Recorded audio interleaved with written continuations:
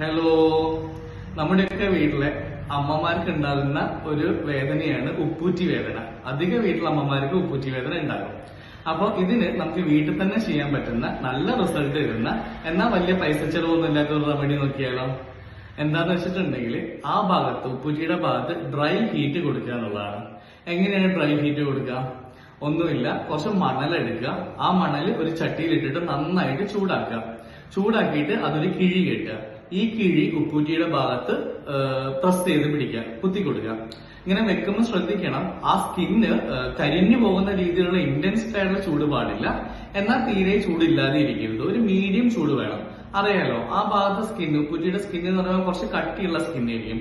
അപ്പം ആ സ്കിന്ന് കടന്നിട്ട് ചൂടുള്ളോട്ട് പോവും വേണം, എന്നാൽ പൊള്ളുകയും ചെയ്യരുത്. ആ രീതിയിൽ ചൂട് കൊടുക്കുക. അങ്ങനെ ചൂട് കൊടുക്കുമ്പോൾ നല്ല രീതിയിൽ റിസൾട്ട് ഉണ്ടാകും. ഒരു 2-3 ദിവസം ഒരു 2 തവണ വെച്ചിട്ട് ഇങ്ങനെ കണ്ടിന്യൂസ് ആയിട്ട് ചൂട് കൊടുക്കുമ്പോൾ ടെമ്പററി ആണെങ്കിലും ഒരു ലോങ് ടൈമിലേക്ക് നല്ല രീതിയിൽ ആ വേദനയ്ക്ക് ഒരു മാറ്റം ഉണ്ടാകും.